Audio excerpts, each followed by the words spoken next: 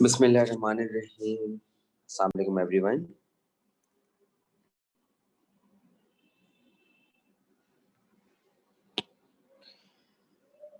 तो I hope you all will be fine and doing well. तो कुछ हम पढ़ रहे थे, मेरी मेमोरी थोड़ी सी वीक है, तो मैं जानना चाहता हूँ कि हम क्या पढ़ रहे थे और मैंने लास्ट टाइम क्या स्टार्ट किया था। आरजू बताइए, लास्ट टाइम क्या पढ़ा था बेटा? अस्सलाम वालेकुम सर। लास्ट क्लास में हमने पढ़ा था फ्लूइड फ्रिक्शन। आपने उसका बैकग्राउंड बताया था और टर्मिनल वेलोसिटी बताई था और फ्लूइड फ्रिक्शन का यूनिट भी बताया था। तो क्या हमने F is equal to 6 pi eta R V को इक्वेशन पढ़ी थी? जी वो पढ़ ली थी।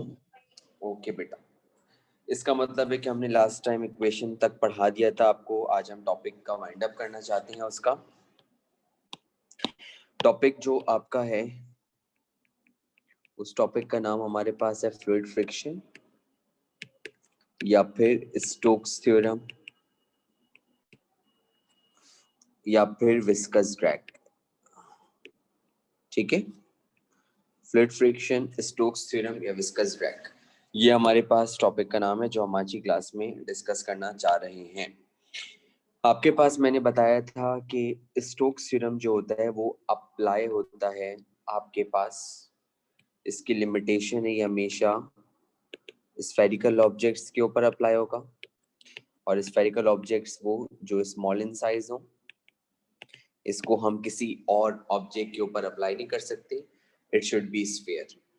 स्फेरिकल ऑब्जेक्ट्स वो जो स्मॉल इन साइज हो, इसको हम किसी और ऑब्जेक्ट पे अप्लाई नहीं कर सकते। इट शुड बी स्फीयर, ये आपके पास स्फीयर होना चाहिए, जिसको हम स्फेरिकल ऑब्जेक्ट्स के ऊपर अप्लाई करते हैं जो स्मॉल इन साइज होते हैं। और इसके अलावा ये स्लो स्पीड्स पे एप्लीकेबल होते हैं, मतलब इसमें वेलोसिटी बढ़ेगी तो, लेकिन वेलोसिटी इसमें ज़्यादा नहीं बढ़ती, तो they are applicable on slow speeds. या आपके पास स्लो स्पीड्स के ऊपर एप्लीकेबल हो रहे होते हैं। ठीक है, और फ्लूइड फ्रिक्शन को जिसके अंदर ऑब्जर्व किया गया वो ये कुछ सीन था, और सीन कुछ इस तरीके से था कि एक टेस्ट ट्यूब ली गई, उस टेस्ट ट्यूब के अंदर एक लिक्विड भरा गया। एक टेस्ट ट्यूब ली गई, उस टेस्ट ट्यूब के अंदर एक लिक्विड भरा गया। ठीक है, ये लिक्विड कोई आम लिक्विड नहीं है, ये एक ऐसा लिक्विड है जिसमें लेयर टू लेयर गैप बहुत कम है। और अगर लेयर टू लेयर गैप बहुत कम है तो इसका मतलब ये कि इसके अंदर रेजिस्टिव फोर्सेस यानी कि ऑपोजिशन बहुत ज़्यादा होगी। और इन्होंने ऑब्जर्व किया कि जब हम इसके अंदर एक छोटा सा स्फीयर डालेंगे, तो छोटा सा स्फीयर डालने के बाद क्या होगा? तो आप जानते हैं कि जब आप एक छोटा सा स्फीयर इसके अंदर डालेंगे, तो स्फीयर डालने की वजह से ये लिक्विड की जो लेयर्स हैं, ये इस स्फीयर की पाथ में एक कॉम्पोजिशन क्रिएट करेंगी, और ये लिक्विड की लेयर्स स्फीयर की पाथ में जो ऑपोजिशन क्रिएट करेंगी, तो इसका मतलब ये इस स्फीयर को नीचे जाने से रोकेंगी। और जब ये इस स्फीयर को नीचे जाने से रोकेंगी, तो इस अंडरस्टूड सी बात है कि ये इस पे ऑपोजिट डायरेक्शन में फोर्स अप्लाई करेंगे। अगर मैं कहूँ कि ये बंदा है और ये बंदा यहाँ जाना चाहता है, और आप यहाँ खड़े हुए और आप चाहते हैं कि आप इस बंदे को यहाँ से जाने ना दें, तो या तो आप कोई बैरियर लगा देंगे या आप अपने हाथों का इस्तेमाल करके इसको रोकेंगे। तो ऑपोजिशन हमेशा मोशन के बिल्कुल ऑपोजिट होती है। तो जब ये आपके पास स्फीयर नीचे जाएगा, तो आपके पास स्फीयर के नीचे जाने की वजह से इसमें अपवर्ड डायरेक्शन में एक ऑपोजिंग फोर्स क्रिएट होगी। उसी ऑपोजिंग फोर्स को हम फ्लूइड फ्रिक्शन का नाम देंगे। तो ये जो स्फीयर है, ये जो स्फीयर है, ये जो भी ऑपोजिंग फोर्स को एक्सपीरियंस करता है, ये जो भी ऑपोजिंग फोर्स को एक्सपीरियंस करेगा, उसी को हम कहते हैं फ्लूइड फ्रिक्शन, और उसी को हम कहते हैं विस्कस ड्रैग। ये स्फीयर जो आपके पास ऑपोजिंग फोर्स को एक्सपीरियंस करेगा, वही आपके पास कहलाएगा फ्लूइड फ्रिक्शन और विस्कस ड्रैग। या तो हम उसको फ्लूइड फ्रिक्शन कहेंगे या फिर उसको हम विस्कस ड्रैग कहेंगे। और फ्लूइड फ्रिक्शन और विस्कस ड्रैग की इक्वेशन हमारे पास मौजूद है। The equation is given directly in our course, we don't need to drive this. I repeat, the equation is directly given in our course, we don't need to drive this. और equation है F is equals to 6 pi eta RV. This is an equation for the fluid friction. ये fluid friction की equation है और इसका नाम हमारे पास है F is equals to 6 pi eta RV. ठीक है, लास्ट क्लास में मैंने बता दिया था कौन क्या रिप्रेजेंट कर रहा है, तो I don't want to make my time waste. 6 pi दोनों कांस्टेंट है, यानी कि दोनों नंबर्स हैं. ईटा कोफिशिएंट ऑफ विस्कोसिटी कहलाता है, क्योंकि लिक्विड एक है तो ईटा भी कांस्टेंट होगा. और आर स्फीयर का रेडियस है. अगर स्फीयर एक है तो अंडरस्टूड सी बात है कि उसका रेडियस भी एक ही होगा.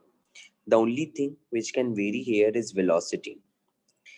जब जब ये स्फीयर अंदर जाएगा तो 6 पाई ईटा आर, इन चारों पे कोई फर्क नहीं पड़ेगा, क्योंकि लिक्विड एक ही है और जो हमारे पास स्फीयर था वो भी एक ही है. तो ये 6 पाई ईटा आर पूरा कांस्टेंट के तौर पे ट्रीट करेगा.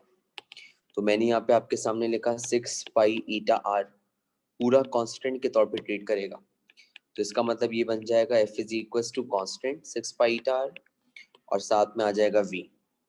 अक्सर ऐसा होता है हम लिखते हैं प्रोपोर्शनल टू B, तो प्रोपोर्शनलिटी हटती है तो कांस्टेंट आता है is equal to KB. Right now we are going to do something reverse. आज हम कांस्टेंट हटाएंगे तो क्या आ जाएगी, प्रोपोर्शनलिटी. तो हमने कांस्टेंट हटाया तो हमारे पास आ गई प्रोपोर्शनलिटी, तो ये बन गया F is proportional to V, यानी कि fluid friction is directly proportional to velocity. Fluid friction आपके पास वेलोसिटी के डायरेक्टली प्रोपोर्शन होता है. इसका क्या मतलब है, इसका मतलब ये कि अगर वेलोसिटी बढ़ेगी तो फ्लूइड फ्रिक्शन बढ़ेगा, अगर वेलोसिटी कम होगी तो फ्लूइड फ्रिक्शन कम होगा, और अगर वेलोसिटी कांस्टेंट होगी तो फ्लूइड फ्रिक्शन भी कांस्टेंट होगा. बस एक बात जुमला मेरा अपने जहन में याद रखिएगा, फ्लूइड फ्रिक्शन के बढ़ने का ताल्लुक वेलोसिटी से है. अगर स्फीयर की वेलोसिटी बढ़ती है, अगर स्फीयर की वेलोसिटी बढ़ती है तो फ्लूइड फ्रिक्शन भी बढ़ेगा. अगर स्फीयर की वेलोसिटी बढ़ती है तो फ्लूइड फ्रिक्शन भी बढ़ेगा. ठीक है, अब टॉपिक आगे कंटिन्यू करते हैं. अब हम ये चेक करते हैं कि जब ये स्फीयर अंदर जा रहा है, तो जब ये स्फीयर लिक्विड में आ रहा है तो इस पे कितनी फोर्सेस लग रही हैं.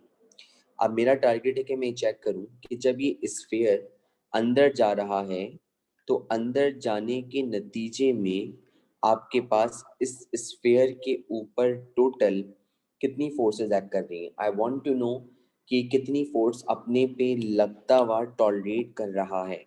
तो अब मैंने डायग्राम चेंज कर दी, सॉरी स्लाइड चेंज करी.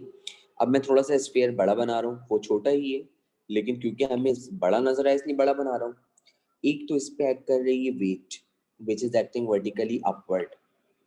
वेट के ऑपोजिट इसमें एक्ट करती है अपथ्रस्ट हमेशा, और विस्कोसिटी की वजह से इसमें एक्ट कर रहा है fluid friction which is acting upward. एक इसमें एक्ट कर रहा है weight which is acting downward, एक अपथ्रस्ट और एक fluid friction. The question is that what is the difference between upthrust and fluid friction. ये दोनों की दोनों अपवर्ड फोर्सेज हैं, तो इनमें आपके पास जो है वो फर्क क्या है. तो इन दोनों में फर्क बड़ा सिंपल सा है. ये जो है ना fluid friction, it is just because of relative motion. ये सिर्फ रिलेटिव मोशन की वजह से होगा. रिलेटिव मोशन से मुराद क्या है कि जब आप बकायदा किसी चीज को लिक्विड के अंदर मूव करवा रहे होंगे तो उसकी जो लेयर्स की ऑपोजिशन है ना, ये रिलेटिव मोशन कहलाएगी. ये जो ऑपोजिशन है layer to layer, layer to layer, layer to layer, इसकी वजह से फ्लूइड फ्रिक्शन क्रिएट होगा. तो फ्लूइड फ्रिक्शन का ताल्लुक विस्कोसिटी से होता है और इसका ताल्लुक होता है रेजिस्टिव फोर्स से. ये एक रेजिस्टिव फोर्स है जो प्योरली मॉलिक्यूल्स की अरेंजमेंट पे डिपेंड करती है. अगर मॉलिक्यूलर अरेंजमेंट बहुत स्ट्रांग है तो फ्लूइड फ्रिक्शन बहुत ज्यादा होगा, अगर मॉलिक्यूलर अरेंजमेंट वीक है तो फ्लूइड फ्रिक्शन कम होगा. और वेट की ऑपोजिट अपथ्रस्ट एक्ट करती है हमेशा, वेट के ऑपोजिट अपथ्रस्ट एक्ट करती है. अगर आपसे कोई पूछेगा कि अपथ्रस्ट क्यों है, तो आपने बोलना है अपथ्रस्ट एक रिएक्टिव फोर्स है एक तरह से जो वेट की वजह से आ रही है. रिएक्टिव फोर्स का मतलब जो वेट के ऑपोजिट प्रोड्यूस हो रही है. वेट चाहता है कि बॉडी नीचे जाए और अपथ्रस्ट चाहती है बॉडी ऊपर जाए. तो ये ऑपोजिट फोर्स है. जिस तरह हमने कहते हैं ना for every action there is a reaction, ये वो वाली फोर्स है. तो उस हिसाब से हम कहते हैं कि वेट चाहता है कि बॉडी नीचे जाए और अपथ्रस्ट चाहती है कि बॉडी ऊपर जाए. कभी आपके पास ऐसा होता है कि दोनों बराबर होते हैं, कभी ऐसा होता है कि कोई एक कम होता है कोई एक ज्यादा होता है. ये डिपेंड करता है कि आपके पास जो बॉडी है उसका सरफेस कैसा है, वो छोटी है बड़ी है, वो एरिया पे डिपेंड करती है, उसकी डेंसिटी पे डिपेंड करती है. अभी मैं आपसे कह रहा हूँ थोड़ी देर के लिए इस फोर्स को भूल जाएं, फ्लूइड फ्रिक्शन को. थोड़ी देर के लिए फ्लूइड फ्रिक्शन को भूल जाएं। अभी जस्ट इसके ऊपर कंसिडर करें, दो फोर्सेस लग रही हैं, एक वेट लग रहा है और एक अप थ्रस्ट लग रहा है। तो मैंने यहाँ पे देखा, थोड़ी देर के लिए मैं फ्लूइड फ्रिक्शन को भूल गया, एक वेट और एक अप थ्रस्ट। कल मैंने एक चीज पढ़ाई थी ना, आपको याद है? मैंने कहा था स्फीयर बहुत छोटा है, और स्फीयर अगर छोटा है तो इसका मतलब उसका सरफेस एरिया बहुत कम होगा। सरफेस एरिया अगर कम होगा तो इसका मतलब उसकी अपथ्रस्ट बहुत कम होगी और वेट ज्यादा होगा। तो इसका मतलब ये कि weight is greater than upthrust. Body नीचे जा रही है, सरफेस एरिया छोटा है, जितना कम सरफेस एरिया होता है अपथ्रस्ट उतना कम एक्ट करती है। ये डाउनवर्ड एरो का मतलब है upthrust is less as compare to wait.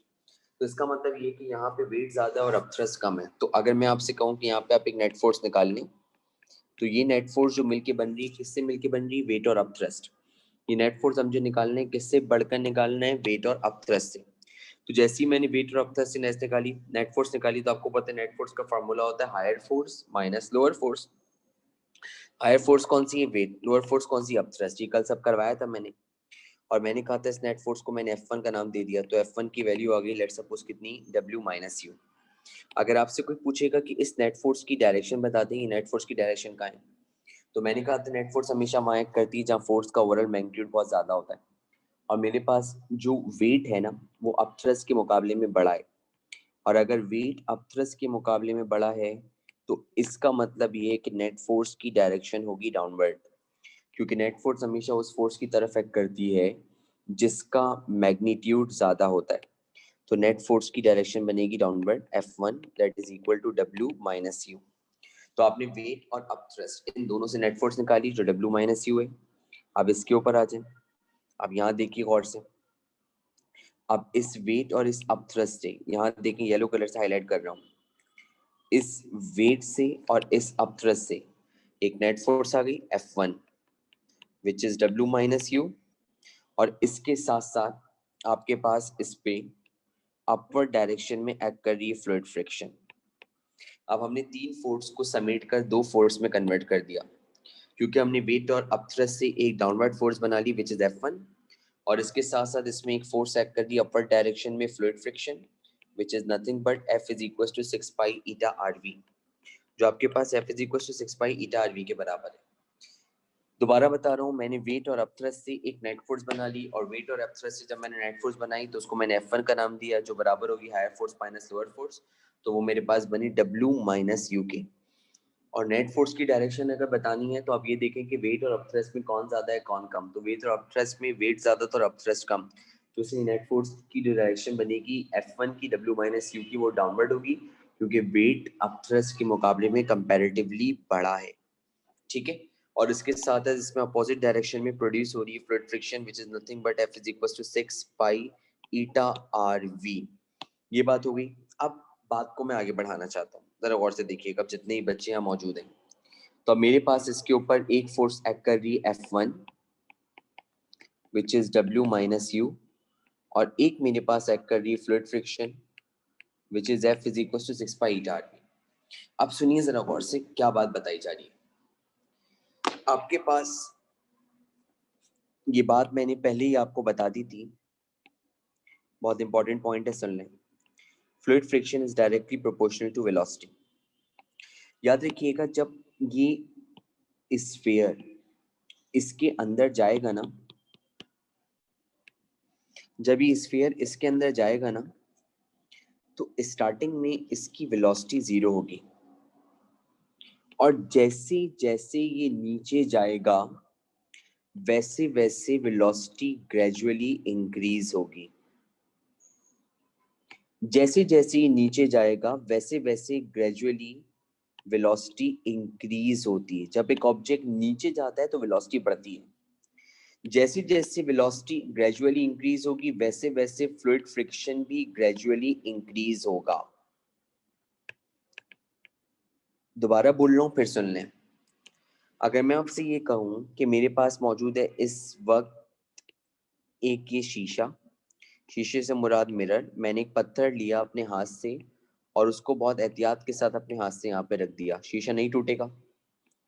अगर मैं पत्थर को यहाँ से नीचे फेंकूंगा तो अब शीशा टूट जाएगा। क्यों? क्योंकि जब ये पत्थर नीचे जा रहा है तो पहले इसकी वेलोसिटी 0 है, और जैसे ही पत्थर नीचे जाएगा तो अब इसकी वेलोसिटी इंक्रीज होगी।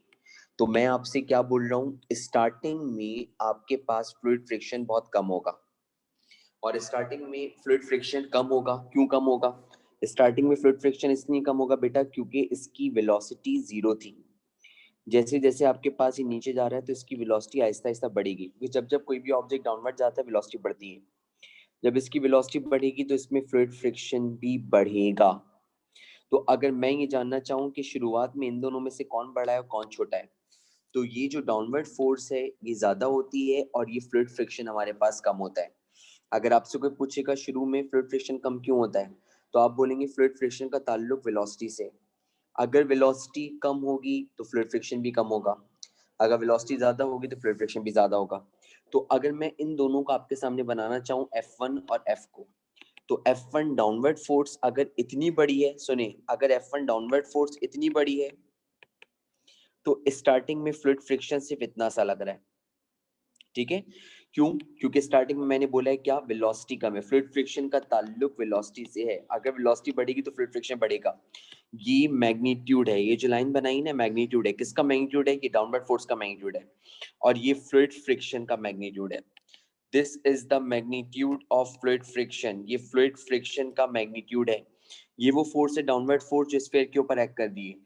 जैसे जैसे स्फीयर नीचे जाएगा, जैसे जैसे स्फीयर नीचे जाएगा तो स्टार्टिंग में डाउनवर्ड फोर्स ज्यादा होगी और फ्लूइड फ्रिक्शन कम होगा। अब जरा चेक करें, स्फीयर कहाँ जा रहा है? नीचे। जब स्फीयर नीचे जाएगा तो वेलोसिटी बढ़ेगी, वेलोसिटी बढ़ेगी तो फ्लूइड फ्रिक्शन बढ़ेगा। The question is that fluid friction कब तक बढ़ेगा? सुनिए गौर से। एक वक्त आएगा जब नीचे जाते जाते इसकी वेलोसिटी बढ़ेगी, तो वेलोसिटी बढ़ने की चीज में फ्लूइड फ्रिक्शन बढ़ेगा। तो एक वक्त आएगा फ्लूइड फ्रिक्शन बढ़ते बढ़ते बढ़ते बढ़ते बढ़ते बढ़ते बढ़ते बढ़ते बढ़ते बढ़ते डाउनवर्ड फोर्स के बराबर आ जाएगा। अब जितनी इसकी डाउनवर्ड फोर्स थी उतना ही इसका फ्लूइड फ्रिक्शन हो गया। अब ये दोनों फोर्सेस क्या हो गई? बैलेंस। और आप जानते हैं कि अब फ्लूइड फ्रिक्शन आपका मैक्सिमम हो जाएगा। और मैक्सिमम क्यों होगा? क्योंकि डाउनवर्ड मोशन में जब ऑब्जेक्ट मूव करता है तो वेलोसिटी मैक्सिमम होती है। तो इस पॉइंट के ऊपर वेलोसिटी मैक्सिमम होगी। जब वेलोसिटी आपके पास मैक्सिमम होगी तो वेलोसिटी मैक्सिमम होने की वजह से फ्लूइड फ्रिक्शन भी मैक्सिमम होगा। ठीक है, दोनों फोर्सेस क्या हो गई? बैलेंस। जब दोनों फोर्सेस बैलेंस हो जाती हैं तो मैंने कहा था एक्सेलरेशन क्या हो जाता है? जीरो, और वेलोसिटी में चेंज आना बंद हो जाता है। जब दोनों फोर्सेस बैलेंस होंगी और आपके पास जिस वेलोसिटी के ऊपर डाउनवर्ड फोर्स और अपवर्ड फोर्स, यानी कि कौन सी फोर्स? यानी कि ये downward force F1 W minus U और ये फ्लूइड फ्रिक्शन, जब ये दोनों बराबर हो जाएंगे, जिस वेलोसिटी पे दोनों बराबर होंगे वो वाली वेलोसिटी कहलाएगी टर्मिनल वेलोसिटी। जब ये नीचे जा रहा है, यहाँ देखें गौर से, अभी ये है F1 which is W minus U और ये है फ्लूइड फ्रिक्शन इतना सा। ठीक है, ये कितना है? फ्लूइड फ्रिक्शन इतना सा। ये कांस्टेंट है क्योंकि वेट और अपथ्रस्ट दोनों कांस्टेंट रहते हैं। तो F1 की वैल्यू कांस्टेंट होगी और मैंने बना दिया कि इसकी वैल्यू इतनी है और ये फ्लूइड फ्रिक्शन इतना सा है। जब ये नीचे जा रहा है तो अभी इसकी वेलोसिटी ग्रेजुअली बढ़ेगी, यहाँ आएगी इतनी, यहाँ आई वेलोसिटी इतनी बड़ी, यहाँ आया वेलोसिटी इतनी बड़ी, यहाँ आया वेलोसिटी इतनी बड़ी। जैसे जैसे नीचे जाता है तो वेलोसिटी बढ़ती है। ठीक है, अब वेलोसिटी सिर्फ नहीं बढ़ रही, वेलोसिटी का ताल्लुक फ्लूइड फ्रिक्शन से है। यहाँ देखें बेटे, वेलोसिटी का ताल्लुक फ्लूइड फ्रिक्शन से नजर आ रहा है आपको? ये रहा। तो जब इसकी बेटा वेलोसिटी बढ़ेगी तो वेलोसिटी बढ़ने की वजह से फ्लूइड फ्रिक्शन भी बढ़ेगा। तो देखें, अब इतनी वेलोसिटी थी, फ्लूइड फ्रिक्शन इतना हुआ, इतनी वेलोसिटी थी, इतना हुआ, इतनी वेलोसिटी इतना हुआ, इतनी वेलोसिटी थी, इतना हुआ। अब हो क्या रहा है? जैसी जैसी वेलोसिटी बढ़ रही है फ्लूइड फ्रिक्शन बढ़ रहा है। एक वक्त आएगा फ्लूइड फ्रिक्शन बढ़ते बढ़ते बढ़ते बढ़ते बढ़ते बढ़ते डाउनवर्ड फोर्स के बराबर आ जाएगा। और फर्ज कर लें कि आपके पास ये वो वेलोसिटी थी जिसके ऊपर ये दोनों फोर्सेस क्या हो गई? बैलेंस। इस वेलोसिटी को हम कहेंगे टर्मिनल वेलोसिटी, ये टर्मिनल वेलोसिटी कहलाएगी। और जैसी टर्मिनल वेलोसिटी मिल जाती है फोर्सेस बैलेंस हो जाती हैं। जब फोर्सेस बैलेंस हो जाती हैं तो अब दो काम होते हैं, या तो आपके पास ये ऑब्जेक्ट किस में आ जाता है? रेस्ट, या फिर मूव करता है यूनिफॉर्म वेलोसिटी। और आप जानते हैं कि सस्पेंडेड है, सस्पेंडेड का मतलब ये हैंगिंग है। तो अब जैसी टर्मिनल वेलोसिटी मिलेगी तो अब ये आपके पास मूव करना शुरू कर देगा यूनिफॉर्म वेलोसिटी से। तो जैसी फोर्सेस बैलेंस होंगी, now it starts move with uniform velocity. अब ये यूनिफॉर्म वेलोसिटी से मूव करना शुरू कर देगा। तो टर्मिनल वेलोसिटी पे आप देख सकते हैं कि वेलोसिटी मैक्सिमम है और फ्लूइड फ्रिक्शन भी मैक्सिमम है। इसको टर्मिनल वेलोसिटी इसलिए कह रहे हैं क्योंकि इससे ज़्यादा वेलोसिटी इंक्रीज नहीं हो सकती। वेलोसिटी उस वक्त तक इंक्रीज होगी जब तक फोर्सेस अनबैलेंस होंगी। जैसे ही फोर्सेस बैलेंस होंगी तो वेलोसिटी आपके पास जो है उसके अंदर चेंज आना बंद हो जाएगा, वो कांस्टेंट हो जाएगी। और फिर डाउनवर्ड फोर्स और अपोजिशन दोनों की वैल्यू सेम होगी। जब डाउनवर्ड फोर्स और अपोजिशन दोनों की वैल्यू बिल्कुल सेम हो जाएगी तो उसके नतीजे में अब होगा क्या, आपके पास ये ऑब्जेक्ट यूनिफॉर्म वेलोसिटी से मूव करना शुरू कर देगा। इसको हम अपनी आम जबान में नाम देते हैं टॉपिक, जिसका नाम था फ्लूइड फ्रिक्शन, और इसको स्टोक्स थ्योरम भी कहा जा रहा होता है। ठीक है, ये बात थी हमारे पास, ये टॉपिक था जिसको हमने फ्लूइड फ्रिक्शन का नाम दिया। यहाँ पे टॉपिक आपका हो गया फ्रिक्शन का टोटल वाइंड अप। इसको हमने यहाँ पे वाइंड अप करना शुरू कर दिया, इट हैज बीन डन। अब आपके पास इसके अंदर जो एक टॉपिक बचा है उस टॉपिक का नाम है इंक्लाइंड प्लेन। लेकिन इंक्लाइंड प्लेन से पहले कुछ बातें मैं आपको एक दो न्यूमेरिकल है वो करा देता हूँ, क्योंकि इंक्लाइंड प्लेन के लिए मुझे बोर्ड चाहिए होगा और अभी मेरे पास बोर्ड फिलहाल अवेलेबल नहीं है, तो उसकी क्लास में बोर्ड पे लूँगा। उससे पहले मुझे एक दो न्यूमेरिकल्स आपके पास परफॉर्म करवाने हैं, वो न्यूमेरिकल्स देखते हैं। वो न्यूमेरिकल्स का ताल्लुक ऑब्वियसली बात इसके टॉपिक से नहीं है, वो बिल्कुल अलग न्यूमेरिकल है। तो हम क्वेश्चन लिखते हैं सबसे पहले, तो बल्कि क्वेश्चन लिखने से पहले एक चीज ये नोट करें,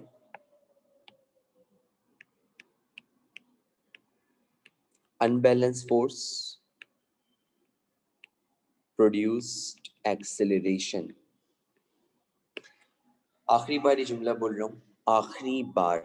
कितनी बार? आखिरी बार, उसके बाद नहीं बोलूंगा। Unbalance force produce acceleration, unbalance force produce acceleration. यहां देखिए, अगर ये F है और अगर ये वेट है, अगर इसके ऊपर अपवर्ड डायरेक्शन में लग रही है फोर्स और नीचे लग रहा है वेट, और अगर F वेट से बड़ा है तो लाजमी तौर पे एक्सेलरेशन प्रोड्यूस होगा। लाजमी तौर पे एक्सेलरेशन क्या होगा? प्रोड्यूस। हमारे पास फॉर्मूला होता है net force is the product of mass and acceleration, पता है ना आपको? Net force is the product of mass and acceleration. अगर एक सिंगल फोर्स होती है तो simple F is equal to ma आ जाता है, ऐसा होता है। और अगर फोर्सेस की डायरेक्शन एक दूसरे से ऑपोजिट होती है तो ये नेट फोर्स सब्ट्रैक्ट होके आती है। अगर डायरेक्शन सेम तो ऐड, डायरेक्शन ऑपोजिट तो सब्ट्रैक्ट, डायरेक्शन सेम तो ऐड, डायरेक्शन ऑपोजिट तो सब्ट्रैक्ट। तो अगर एक फोर्स लग रही है ऊपर, एक फोर्स लग रही है नीचे, तो फोर्सेस हैं अनबैलेंस, एक्सेलरेशन प्रोड्यूस हो रहा है। और मैंने लिख दिया F is greater than W, तो एक्सेलरेशन प्रोड्यूस होगा। अब F बड़ा है और W छोटा है, तो higher force minus lower force क्या बनेगी? F minus W is equal to ma। ये फॉर्मूला मेरे पास बन गया, ये अप्लाई होगा अभी एक न्यूमेरिकल में जो मैं कराऊंगा। इसको आप, अगर मैं कितने टाइम आपको एक ही चीज बचकाना तरीके से कराऊं, मुझे एक बात बता दें। There is a need to grow up at some time where you need to show your efficiency. मैंने कहा भाई एक ऑब्जेक्ट है, ऊपर लग रही है F और नीचे लग रही है वेट, और इसमें एक्सेलरेशन है, और ये एक्सेलरेशन A से खास ऊपर जा रहा है। अब मैं कहूंगा बताएं इसमें नेट फोर्स कितनी है, तो आप बोलेंगे सर नेट फोर्स इसमें होगी F माइनस डब्ल्यू। फिर आप कहेंगे सर नेट फोर्स हमें न्यूटन का फॉर्मूला भी देता है ma, मैं कहूंगा इक्वेट करें, तो आप कहेंगे F minus W is equal to ma। तो यहाँ पे भी तो वही फॉर्मूला है, यहाँ पे भी तो वही फॉर्मूला है। कहीं पर भी जाएं, कुछ भी करें, कान ऊपर से पकड़ें, कान नीचे से पकड़ें, फॉर्मूला हमेशा एक ही लगता है, वो लगता है F is equal to ma। यहाँ ये F सिर्फ उस वक्त आता है जब ऑब्जेक्ट पे एक सिंगल फोर्स लगे। अगर ऑब्जेक्ट पे एक से ज्यादा फोर्स एक्ट करती हैं तो यहाँ पे सारी फोर्सेस आएंगी। अगर डायरेक्शन सेम होगी तो दे विल गेट एड, अगर डायरेक्शन ऑपोजिट होगी तो दे विल सब्ट्रैक्ट। यहाँ पे डायरेक्शन ऑपोजिट है तो इसलिए मैंने यहाँ पे लिखा F minus W is equal to ma। ये बात समझ में आ गई? अब जरा गौर से सुनिएगा। अब बैलेंस फोर्सेस की बात करें जरा। Balance force produce, balance force की बात करते हैं तो balance force produce acceleration zero. Balance forces के अंदर एक्सेलरेशन जीरो होता है। 2 मिनट जान सुने जरा।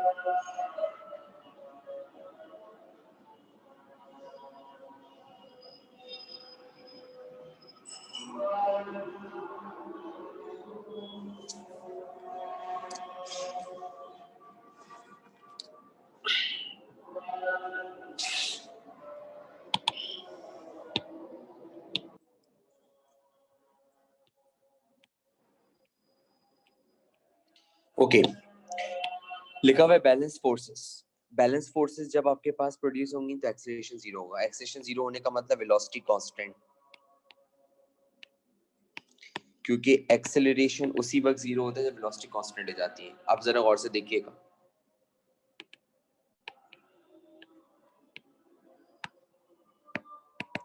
अब अगर मैं आपसे कहूं कि भाई मुझे यहाँ पे आप बताएं कितनी फोर्स लगनी है, आप बोलेंगे 2, एक एफ और एक डब्ल्यू। अब जब फोर्सेस बैलेंस हैं, एक्सेलरेशन जीरो है, तो अब इन दोनों का आंसर सेम हो जाएगा। W is equal to F या F is equal to W. कैसे कैसे पूछें कैसे? W is equal to F is equal to W. Body कहाँ जा रही है? ऊपर। फर्स्ट के लिए ऊपर जा रही है और अभी आपको नहीं पता कि फोर्सेस बैलेंस है, बॉडी ऊपर जा रही है। आपको सिर्फ ये बताया गया वेलोसिटी कांस्टेंट है। आपने कहा वेलोसिटी कांस्टेंट होने का मतलब एक्सेलरेशन जीरो, ये बात तय हो गई। बॉडी कहाँ जा रही है? ऊपर। ऊपर जा रही, कितनी फोर्स लग रही है? 2, एक एफ और एक डब्ल्यू। तो इसका मतलब F is greater than W.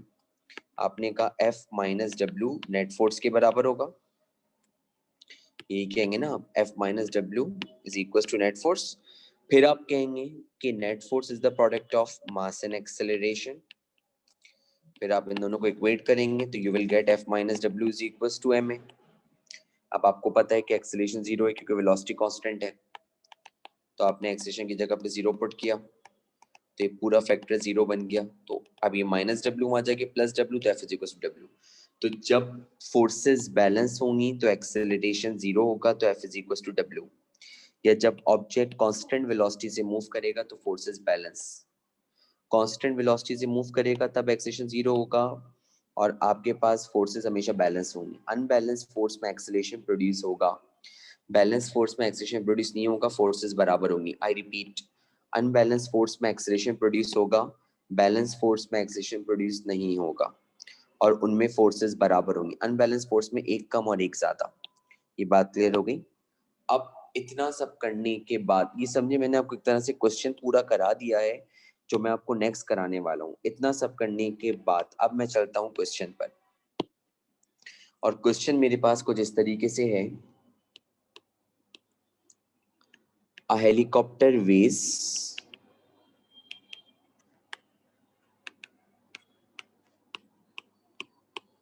3920 Newton. A helicopter weighs 3920 Newton.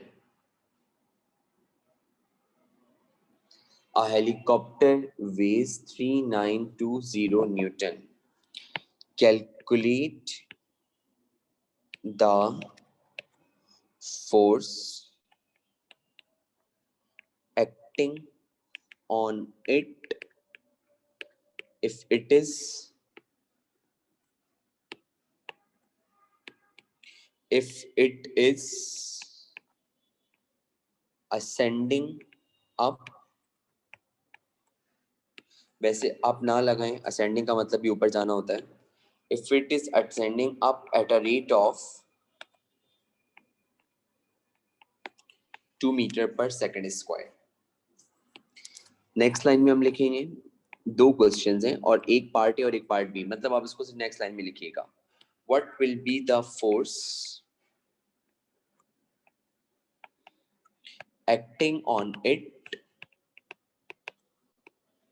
if it is moving up with constant speed of 4 meter per second. What will be the force acting on it if it is moving up with constant speed of 4 meter per second? हमने बनाया data. सबसे पहले बोल रहे हैं helicopter veg ये force दी हुई, कौन सी? वेट. वेज का मतलब वेट, वेट मींस फोर्स. अक्सर वेट का वर्ड मास में भी यूज हो जाता है, तो हम यूनिट देख के पहचानते हैं. आपको पता है कि वेट एक फोर्स है, न्यूटन में मेजर होती है. ठीक है, तो हमने यहाँ पे लिखा, इसका हमें वेट दिया हुआ है और इसका हमें वेट दिया हुआ है 3920. अगर हमें वेट दिया हुआ है तो हम हाथ के हाथ मास निकाल सकते हैं. हो सकता है हमें मास की जरूरत पड़े, तो हमने लिखा W is equal to mg, तो m is equal to W upon जी.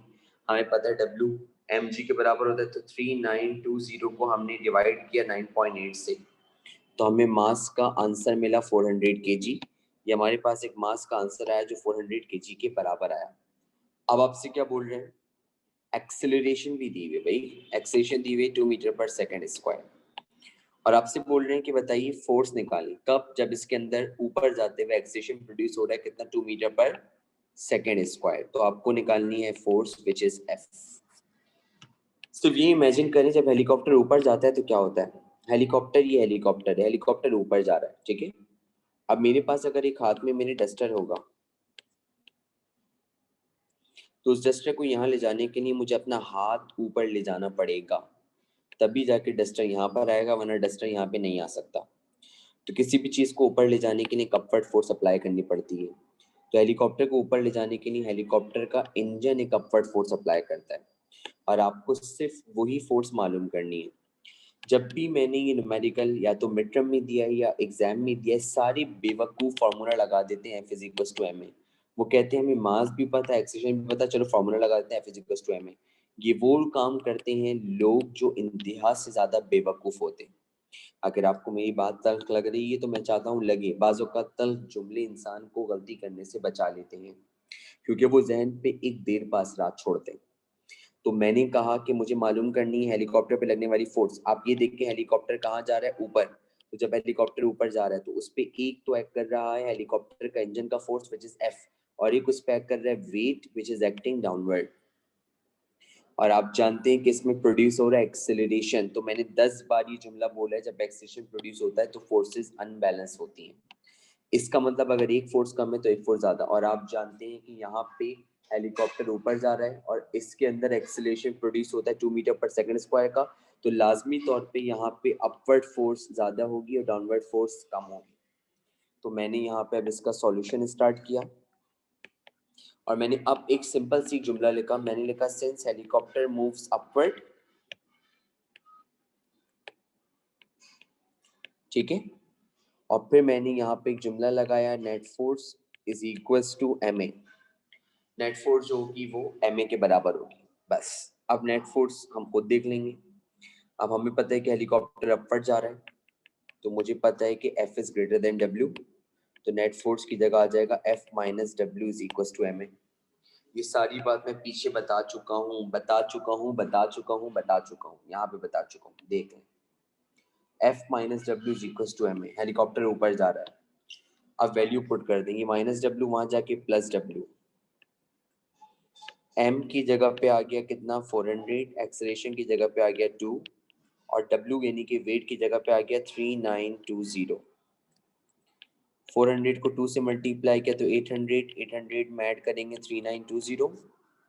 तो अब चेक करते हैं कि आंसर क्या आने वाला है. 800 में हमने ऐड किया 3920 तो हमें आंसर मिला 4720, तो आंसर मिला 4720। अब चेक करें भाई, ये आ रही है फोर्स 4720 जो हेलीकॉप्टर लगा रहा है अपवर्ड डायरेक्शन में, और आप चेक कर सकते हैं वेट कितना है 3920। फोर्सेस अनबैलेंस हैं, एक तरफ की फोर्स ज्यादा और एक तरफ की फोर्स कम, तभी इसमें प्रोड्यूस हो रहा था एक्सेलरेशन। तो बेवकूफ होंगे आप अगर आपने इसको डायरेक्ट F = ma करा। हेलीकॉप्टर ऊपर जा रहा है, ऊपर जाते हुए अपवर्ड फोर्स ज्यादा होती है, डाउनवर्ड फोर्स कम होती है, हमेशा याद कर लें। जब भी एक्सेलेरेशन प्रोड्यूस होगा तो एक तरफ फोर्स कम और एक तरफ फोर्स ज्यादा, तो एक्सेलेरेशन हमेशा बैलेंस फोर्स में प्रोड्यूस नहीं होता, अनबैलेंस फोर्स में प्रोड्यूस होता है। तो मेरे पास यहाँ पे इसकी फोर्स का आंसर आ गया 4720 न्यूटन। ये मेरे पास हो गया। आपके पास पहले वाले पार्ट का आंसर जो ये मेरे पास था। अब दूसरे वाले पार्ट में क्या बोल रहे हैं जरा देखते हैं। दूसरे वाले पार्ट में बोल रहे हैं कांस्टेंट स्पीड। कांस्टेंट स्पीड का मतलब वेलोसिटी कांस्टेंट है। कांस्टेंट स्पीड का मतलब वेलोसिटी कांस्टेंट है। तो अब मैंने ऐसे ही पार्ट बी बनाकर लिख दिया एफ डैश, मुझे एफ डैश मालूम करना है। अब ऐसे ही मैंने पार्ट बी बनाकर लिख दिया एफ डैश कि मुझे एफ डैश मालूम करना है। अब ऐसे ही पार्ट बी बनाकर मैंने एफ डैश लिख दिया कि मुझे एफ डैश मालूम करना है। अब हेलीकॉप्टर ऊपर जा रहा है तो ऊपर एक्ट कर रहा है एफ डैश और नीचे एक्ट कर रहा है वेट। अब मैंने आपके पास एक जुमला लिखा कि net force is equal to the product of mass and acceleration. अब अगर ये ऊपर जा रहा है तो again F dash will be greater than W. अब नेट फोर्स फॉर्मूला बन जाएगा F dash minus W is equal to M A. Agreed. और अब मैंने आपके सामने लिखा since helicopter is moving up with constant speed of 4 metre per second. Helicopter constant speed से ऊपर जा रहा है 4 मीटर पर सेकेंड, इसका मतलब उसकी स्पीड में कोई चेंज ही नहीं आ रहा। अगर उसकी स्पीड में कोई चेंज नहीं आ रहा इसका मतलब उसका एक्सेलरेशन क्या होगा, जीरो। कांस्टेंट स्पीड का मतलब एक्सेलरेशन जीरो, कांस्टेंट स्पीड का मतलब एक्सेलरेशन जीरो, कांस्टेंट स्पीड का मतलब एक्सेलरेशन जीरो, कांस्टेंट स्पीड का मतलब एक्सेलरेशन जीरो। अब यहाँ पे जहाँ एक्सेलरेशन है वहाँ जीरो पुट करें, तो therefore F dash minus W is equal to M A. तो F dash minus W is equal to M into zero. तो F dash minus W is equal to zero, तो minus W वहां जाके plus W. इसका मतलब अब wait की जगह वेट की वैल्यू आ गई जो हमें दी हुई थी 3920 न्यूटन। तो मैंने अब आपसे कहा था जब कांस्टेंट स्पीड से मूव करेगा तो फोर्सेस बैलेंस होंगी। इसका मतलब हेलीकॉप्टर को ऊपर जाने के लिए उतनी फोर्स अप्लाई करनी पड़ेगी जितना इसका वेट है, और हेलीकॉप्टर उतनी फोर्स अप्लाई करेगा अपर डायरेक्शन में जितना इसका वेट है। अगर हेलीकॉप्टर का वेट 3920 है तो ऊपर भी वो 3920 न्यूटन की फोर्स लगाएगा, तब जाके उसकी स्पीड कांस्टेंट होगी। तो हमारे पास अगर हेलीकॉप्टर कांस्टेंट स्पीड से ऊपर जाएगा तो इसका मतलब फोर्सेस बैलेंस, क्योंकि कांस्टेंट स्पीड का मतलब एक्सेलरेशन जीरो, और मैंने कहा था एक्सेलरेशन जीरो होता है, फोर्सेस बैलेंस होती हैं। तो जब हेलीकॉप्टर ऊपर जाता है दो ही फोर्सेस लगती हैं, वही दोनों बैलेंस होंगी। एयर फ्रिक्शन को तो हमने निगलेक्ट किया हुआ है, तो हेलीकॉप्टर ऊपर जा रहा है तो दो फोर्सेस लग रही हैं। आप हेलीकॉप्टर में, तो आप जब हेलीकॉप्टर में बैठे हुए तो आपके ऊपर दो फोर्सेस हैं, एक इंजन की फोर्स जो आपको ऊपर लेके जा रही है और एक हेलीकॉप्टर का वेट जो हमें नीचे पुश कर रहा है, और दोनों फोर्सेस बैलेंस होंगी तब एक्सेलरेशन जीरो होगा और उसके अंदर स्पीड यूनिफॉर्म बनेगी। हाँ, अगर ऊपर जाते जाते जाते एक्सेलरेशन प्रोड्यूस हो गया तो फिर अपवर्ड फोर्स लाजमी तौर पे ज्यादा होगी और डाउनवर्ड फोर्स कम होगी। क्यों? क्योंकि आप जानते हैं कि नेट फोर्स हमेशा वहां प्रोड्यूस होती है जहां बॉडी जाती है। तो हेलीकॉप्टर जमीन की तरफ नहीं जा रहा, जमीन से ऊपर जा रहा है, तो जब जमीन से ऊपर जा रहा है तो ऊपर वाली फोर्स ज्यादा और नीचे वाली फोर्स कम, तो अनबैलेंस फोर्सेस में एक्सेलरेशन प्रोड्यूस होगा, और एक फोर्स कम और एक फोर्स ज्यादा, जैसे यहाँ पे हो रहा था। और बैलेंस फोर्सेस के अंदर एक्सेलरेशन जीरो होगा, तो तभी दोनों फोर्सेस का आंसर क्या आ रहा है, बिल्कुल सेम। अगर कोई क्वेश्चन पूछना है तो पूछें, उस वरना हम सेशन को जो वो साइन आउट कर रहे हैं। If you want to ask a question then you can, otherwise I am going to sign out. चलिए बेटा, इंशाल्लाह ताला फिर मुलाकात होगी आप लोगों से नेक्स्ट क्लास में। Thank you very much.